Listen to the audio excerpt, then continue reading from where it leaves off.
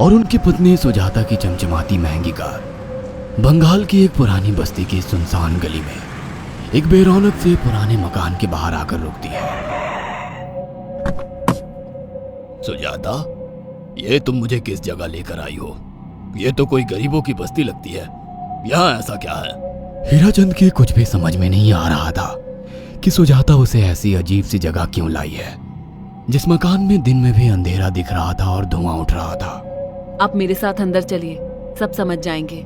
यहाँ हमारी हर समस्या का समाधान मिलेगा। सुजाता और हीराचंद आशंकित कदमों से उस मकान में दाखिल होते हैं। तभी उन्हें किसी महिला की बाहरी आवाज सुनाई पड़ती है। चले आओ, चले आओ। हीराचंद ने देखा कि उस मकान के अंदर अंधेरा था। अचानक हीराचंद की निगाह एक कमरे की ओर पड़ी, जिसके अंदर हल्की हल्की सी रोशनी आ रही थी और उस कमरे के अंदर से धुआं उठ रहा था।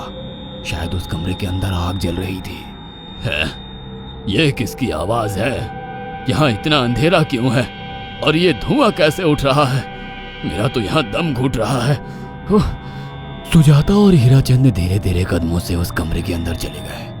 अंदर वाले कमरे में बिखरे बाल वाली एक खूबसूरत सी बूढ़ी औरत सामने जल रही आग में एक मुर्गी की गर्दन काटकर उसका खून गिरा रही थी और मुर्गी का शरीर छटपटा रहा था। ये देखकर सुजाता को उबकाई आने लगी। हीराचंद ने सुजाता की ओर देखकर कहा, तुम ही मुझे यहाँ लेकर आई हो और खुद ही घबरा रही हो। कौन है ये भयानक सी शक्ल वाली औरत और हम यहाँ क्यों आए हैं?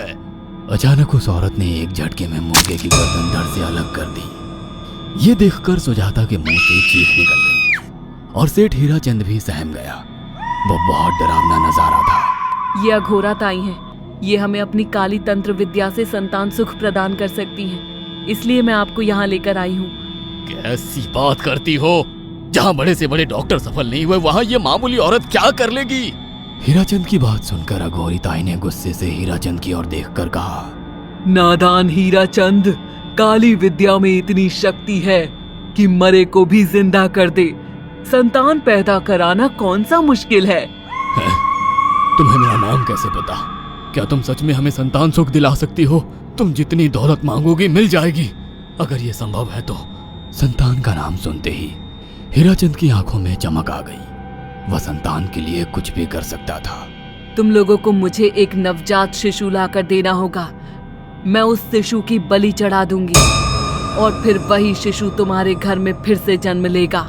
नवजात शिशु की बलि का नाम सुनते ही सुजाता और हरिचंद डर के मारे सिहर गए, पर उनकी आंखों में उनकी संतान का सपना ज्यादा बड़ा था। वह सब करने को तैयार थे। अघोरा ताई, आप जैसा कहेंगे हम वैसा करेंगे। बस हमें संतान सुख दिला दो। बिना वारिस के हमारी दौलत किस काम की? संतान सुख के लिए अंधे हो चुके सुजाता और हरिचंद अपनी नौकरानी शीला से एक नवजात बच्ची चोरी करवा के अघोरी ताई को दे देते हैं।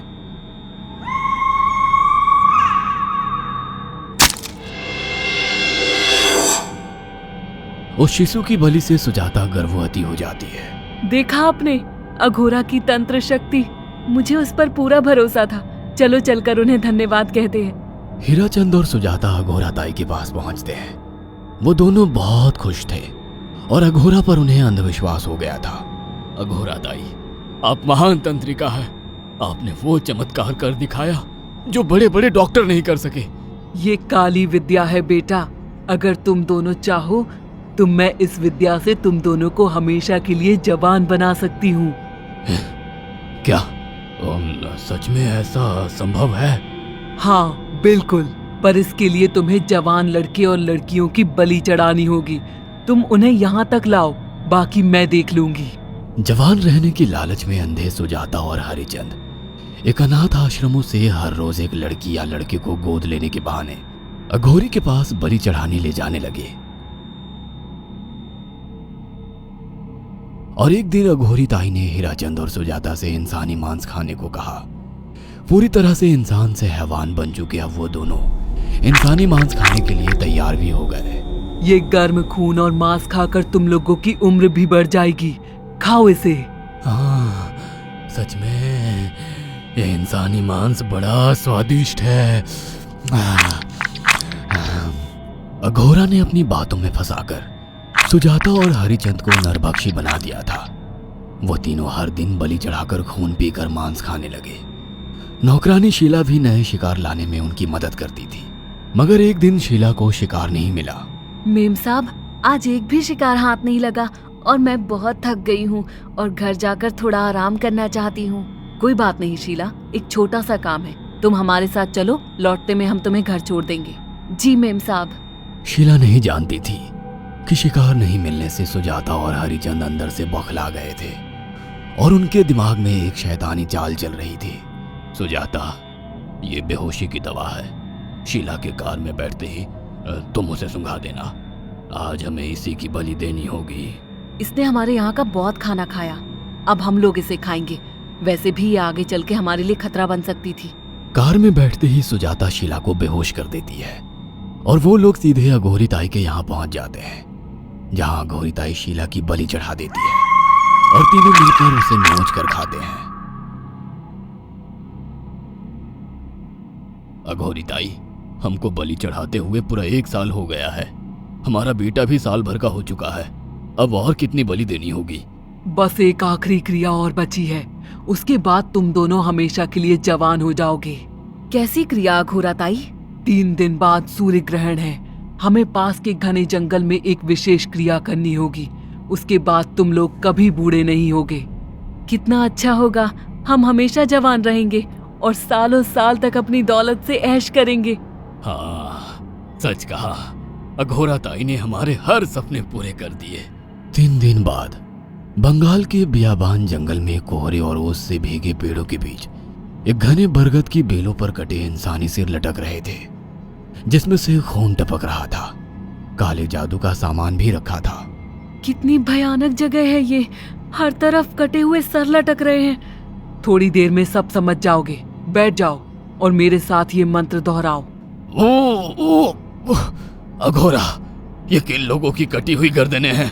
आप यहाँ क्या करने वाली हो?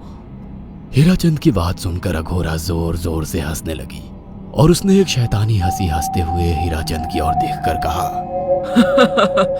तुम जैसे ही लोगों ने अपनी इच्छाओं को पूरा करने के लिए इन लोगों की बलि चढ़वाई है और फायदा उठाया है। अब तुम दोनों आंखें बंद करके यहाँ बैठ जाओ और मेरे साथ मंत्रों को दोहराते जाओ। अघोरा ने सुजाता और हरिचंद को वशीकरण मंत्र और काले जादू के इस्तेमाल से सम्मोहित कर दिया और देखते ही देखते वो एक भयानक डायन में बदल गई और चीखती हुई बोली, अब मैं तुम दोनों की बलि चढ़ाकर अमर हो जाऊंगी, क्योंकि तुम लोगों ने 100 लोगों की बलि का खून पिया है। देखते ही देखते उस डायन ने फरसे से एक एक करके सुजाता और हरिचंद की गर्दन काटकर जल रही आग में बलि चढ़ा दी और उनका गर्म खून पीने लगी। जब तक तुम जैसे मूर्ख और लालची लोग अपने फायदे के लिए दूसरों को मेरे पास लाते रहेंगे, मैं उनका फायदा उठाकर ऐसे ही उनकी बलि चढ़ाती रहूंगी। दरअसल अघोरा एक डायन थी और अपना स्वार्थ पूरा करने के लिए उसने हीराचंद और सुजाता की लालच का फायदा उठाकर उनकी भी बलि चढ़ा दी। बुरे काम का बुरा ही नतीजा मिलता है। अगर आपको हमारी ये कहानी पसंद आई हो तो इसे लाइक और शेयर करना ना भूलें। साथ ही ऐसी और नई कहानियों के अपडेट्स पाने के लिए हमारे चैनल अक्षु टीवी को जरूर सब्सक्राइब करें।